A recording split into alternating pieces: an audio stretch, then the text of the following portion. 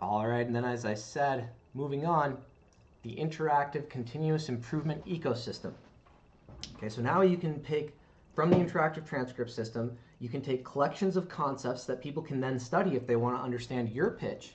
So it maintains the integrity of anybody who wants to comment on your bid without doing the work to understand your pitch. And there's background knowledge that makes it easy to understand, and lots of people will be able to step into that conversation and have those credentials. Other people will have different learning journeys and different passions, and so they didn't learn about those things, but you can make it easy for them to get up to speed on that without having to go get a whole nother college degree. We can't, that's not feasible for everybody, and a government of the people needs to be able to make all of these different decisions from all of these different specialities, and you need some way of maintaining the integrity of those pursuits and those conversations, all the work that goes into that. And so this is that answer. You'll be able to click on different ways of sorting the comments based upon their background knowledge and their focused understanding of the pitch. So that's what I mean by focused. That's the understanding of the direct pitch. And then again, if I have digital logic concepts or some, extremely obtruse, I think is the right word, concepts that not very many people are exposed to, but they're extremely relevant if you want to make this decision as a government of the people. And this is where we're at with Bitcoin and all of these different infrastructures, which are threatening the national debt. They're threatening the safety of the dollar, or the stability of the dollar. And it's because we're not working together on how these infrastructures can evolve. And so this is a dangerous place for society to be. You imagine the same kind of thing happening with AI, with different companies trying to shove each other out of AI positions. It's better, weapons of mass destruction. Do we want to go that direction with AI? No, not at all. We should be tying systems together and trusting the way that we can share data and utilize data together. That's what we need to be doing in the AI age. That's mutually assured success. You guys don't have to lose sleep over at night because we're working together on this radar system, so we know where one another's ships are, and we're kind of on the same team, but we haven't really moved past this point yet. So we're trying to work together in some ways where it makes sense with our weapons access and logging systems, which each military controls themselves. But I am saying it would be useful if there was a cloud strategy for militaries to share their radar tags, and so they wouldn't have to worry. It's like, okay, we've got a submarine, we're getting close, and then you can run war games outside of that system and disconnect different ships and everything and run your war games. You can definitely do that, but you think about the Gulf of Tonkin incident, and again, this is a very elaborate pitch. I shouldn't get into this here, but this is a very complex set of conversations, and you're going to want the military to be very positioned to know the ways they could be impacted by this and all of the ways. And we do want to talk with other nations about a strategy. If we can launch this discussion in a big way, we can engage a lot of people in how seriously we could pursue world peace through strategies like this. And so again, we need this interactive bid exploration engine to do this. You think about the things that can be done with this. Interactive mission concepting engine for companies like SpaceX to host PR opportunity I have in here. So if you're SpaceX, you can have all these other engineers thinking about different things, playing with trajectories, having a chance to have a real world opportunity to present something, to put together a strategy and present it. So now we're nurturing that deeper level of contribution where somebody is not just solving a problem, but they're thinking about opportunities that we might have to explore. And so now we're really exploring how every human heart can think about these different opportunities, and we can recruit in that way.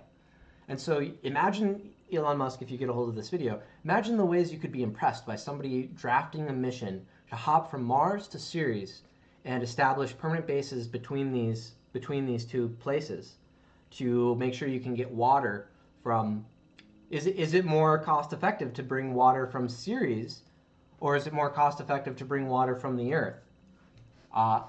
Likely, if we're using rockets, we're wanting to expand out anyway. Granted, you're going to have ships coming from Earth, so you've got that piece.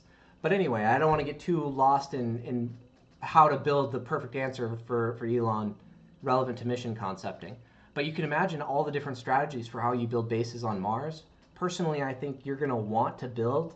I think this is super important. I think this is one of the first things that needs to get started. When you're on Mars, you think about spending 2 years on Mars.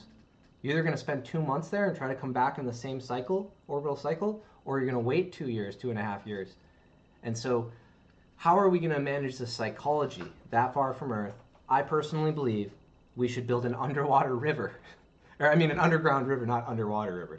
We've built an underground river, and now you have a relaxing atmosphere that feels like the Earth. You could put some dome effects and make like a 5-mile loop, and then at least people can feel like they're outside on Earth and kind of relax. And you could have some ultraviolet lighting and everything. We've got to worry about our energy systems. We've got to worry about everything else that has to be built. This is more entertainment and comfort.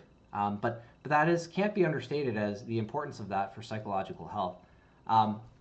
So I would say find those really, really ambitious individuals that want to go there originally, but yes, and resilient individuals that want to go there originally, but consider building that underwater solution. And you've got the technology for that with the boring tunneling company. But anyway, now here's another really interesting one. Hospitals can host openly shared research. So many, like the children's, you see these research organizations that are trying to cure like childhood cancer. Realistically, you can engage people with a lot of different research psychology on these different cures, and you can get people excited about the ways they might be able to contribute, the ways their brains might be able to understand how to put these pieces together. And you can build a world where if you're sharing the research anyway, why not do it through Strategic Pivot, where a lot of people can follow along with it and potentially contribute. And you work together on this ecosystem such that you can help sort through, because every single company that's trying to sort through potential patent threats or patent collaboration opportunities is going to want to know and see the ways that other people are developing solutions that might threaten their company or might be an interest for them to collaborate. And so, again, if you're doing this research in this way where a lot of college students or people in different walks of life can think about the research they're doing and maybe see similarities in other areas of research, this will be a system people sort through, and the networking, the cross-pollination of ideas, we're going to accomplish things so much faster. And if you're already trying to share the cures anyway, or at least some of the research for the cures, then do this. I'm not talking about anything with the costs, but it does make a more competitive environment where the costs will probably be lower. And if the research can be done in this more collaborative way, it's not as painful or as daunting or as time consuming to do all the research, because you're able to catalyze the different things other people are seeing and get that cross-pollination of ideas between research teams to get the cures to market sooner. And so then lastly, this system to finally really talk about this, there can be patent access. You have these Strategic Pivot social media based system for the project management and engagement system built on top of the transcript system. And then again, to circle back, you can run continuous improvement and employee development programs through this. You can, companies that are trying to run employee development programs with these different tools that can be built to make it easier for people to develop themselves, you can create tools where people can really show their development journey through here, and it'll be easier to sort through who's working to earn a promotion. And through continuous improvement programs that you can fuse into this philosophy, you can have internal management tools that are tied to Strategic Pivot's bid engine, and then you can, this is the most complex level of this organization, and then you can request non-disclosure agreements. A company like SpaceX, if you wanted to collaborate, let's say you have different aerospace engineers that are playing around with different ideas, and they have a great idea for helping Elon Musk make one of his rocket engines more efficient. They think they do anyway. You could, depending on what they put together in their pitch, Elon or Elon's team might look at that and say, hey, this person has some really good ideas. They're thinking very, very deeply, and they've got solid credentials. Let's give them a non-disclosure agreement, and let's see if they have any ability to collaborate on some of these infrastructures.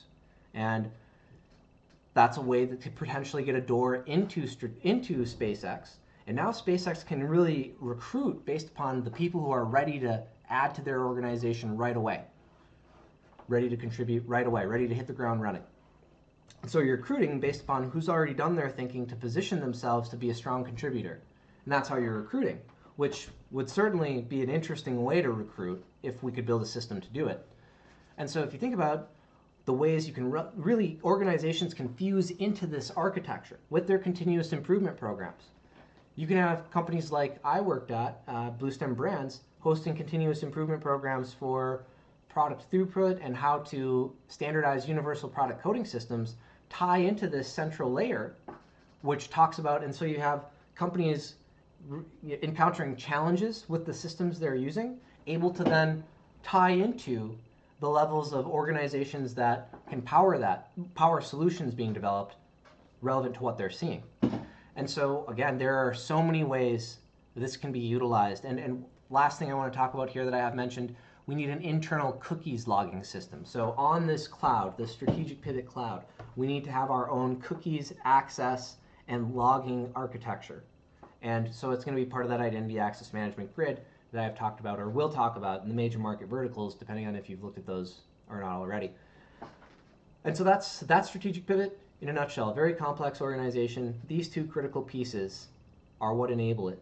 But overall, how it's managed and how there are the private sector partnerships with the Fortune 500 board for the project management system, as well as the government to enable the project management system, such that we can set our priorities and companies can qualify in different ways from different channels, and we can all pursue the future as best as we can, together as best as we can, while still protecting the opportunity and the sanctity of those who work really, really hard to make these contributions.